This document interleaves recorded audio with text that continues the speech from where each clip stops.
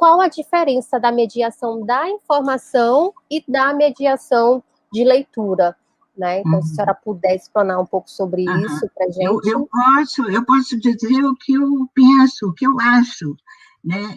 Eu penso que quando você está nomeando mediação da informação, é claro que a leitura está aí no meio também, porém você está muito mais ligada a essa, digamos assim, a esse processo de aprendizado de algum. Você se utiliza de vários veículos, né? Você se utiliza da conversa, você se utiliza de mecanismos já instituídos, revistas, etc. Você trabalha com uma noção de coisas, né, com a intenção, acho eu que é isso, a intenção de você criar conhecimento, objetivamente. O objetivo é esse, uma transformação de um estado para o outro através da informação que vai gerar conhecimento. A mediação, a biblioterapia, a mediação de leitura, também faz isso. Veja, o meu argumento principal é que uma coisa está enovelada na outra. A gente está separando em terminologias para poder sistematizar, mas elas, na essência, elas estão grudadas. A mediação de leitura, biblioterapia, trabalham com textos, né? Textos de forma oral, né? Contação de histórias, etc., e o texto escrito, o texto visual. Então, o texto é o elemento, e aí é uma coisa boa a gente pensar que a diferença da psicoterapia para a biblioterapia é que na psicoterapia, há um paciente e um terapeuta. Na biblioterapia, o terapeuta é o texto. Nós, né, biblioterapeutas, que é a palavra que eu utilizo mais, nós estamos ali para fazer a mediação desse encontro. É o texto, e aí eu reforço que é principalmente o texto literário, diferente da mediação de informação, que os textos são de várias categorias. Então, você, na mediação de leitura na biblioterapia, você trabalha com o texto, ele nessas várias linguagens que eu mencionei. Para mim, essa é o que me faz colocar as coisas sistematizadamente, ou aqui ou ali, mas sempre lembrando que as fronteiras, os limites são tênues. Biblioterapia é totalmente interdisciplinar, então eu não posso, dentro dela, criar fronteiras, criar barreiras, eu tenho que criar pontes, porque senão eu não estou entendendo a essência da biblioterapia, ela é interdisciplinar. Qual a sua opinião sobre o uso desse termo, né? Mediador de biblioterapia, que você já, né, respondeu um pouco, disse que acaba considerando uma redundância, né?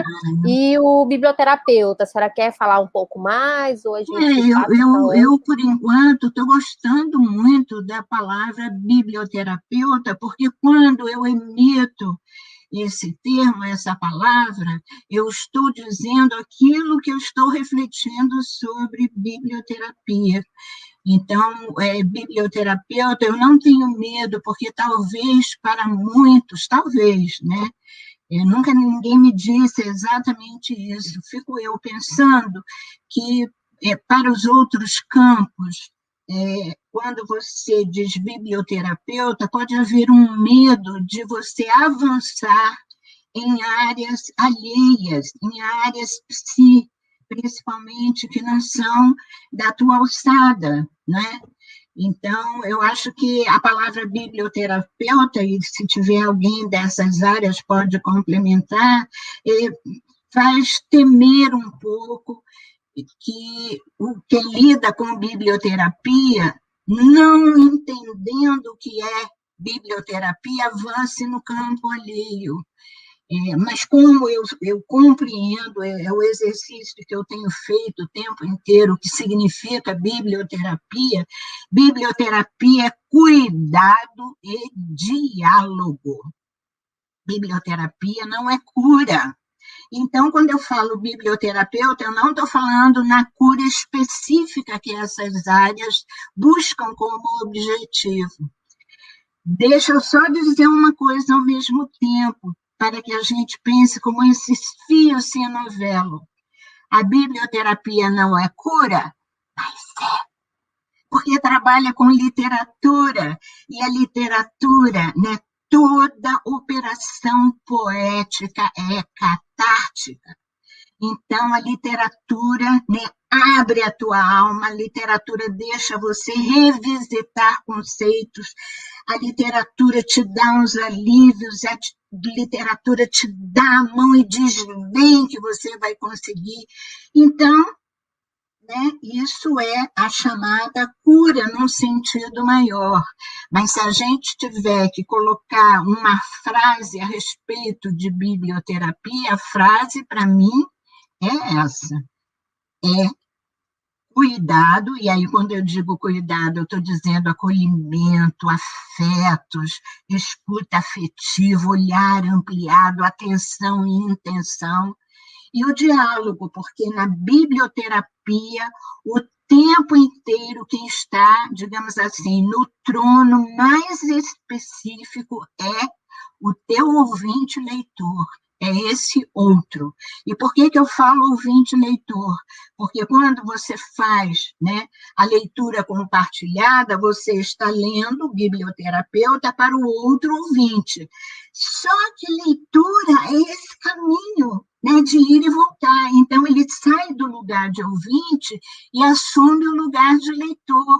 A interpretação dele é uma interpretação fundamental para que a literatura vá em frente. Então, né, a gente vai trocando de lugar o tempo inteiro. Como que um bibliotecário pode se tornar aí um mediador de leitura? E aí eu acho que casa perfeitamente com a próxima pergunta, que são as características, né, que o profissional que quer trabalhar com a biblioterapia deve ter. Então eu penso que essas duas perguntas aí vão na mesma direção. Como que o bibliotecário pode se tornar ali um mediador dessa leitura e essas características que ele deve ter. Acho essa questão muitíssimo importante, né? A gente está no campo do ethos. Eu prefiro dizer que a grande questão é uma atitude, estou no campo ethos, né? Morada, um modo de ser. Então, é uma atitude ideológica, isso é fundamental. E aí vamos olhar a palavra ideologia, né? A palavra ideologia dá um medão em muita gente, porque nós somos país de terceiro mundo, e na nossa história, inclusive a recente, nós estamos, né, diante dessa atitude, desse ethos ideológico que caminha para as sombras. Então, a palavra, o termo, né, ideológico tem em si a luz e as trevas, né? É para o bem e para o mal. Mas olha só, vamos pensar, lembra daquela música? Eu quero uma ideologia para viver, sem ideologia a gente não vive. Que pessoa é essa, esse bibliotecário? Né? Não existe um bibliotecário armadura, vazio por dentro. Ele é uma pessoa, ele é um sujeito. Qual é a atitude política? Qual é o olhar, qual é a dimensão social que esse sujeito que está com essa capa no momento, né, aqui da nossa conversa de bibliotecário é? Quem é essa pessoa? Quem somos nós? Quem sou eu, né? Para pensar, então, quais seriam as minhas habilidades. Então, é fundamental, primeiro, o edifício, a estrutura, para que então a gente consiga colocar o cimento, a argamassa, né, as janelas, as portas.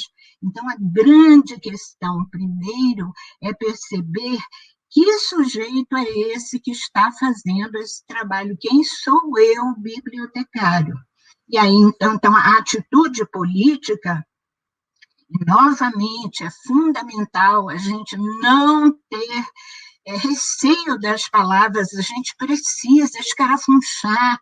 Que palavra é essa? O que quer dizer atitude política?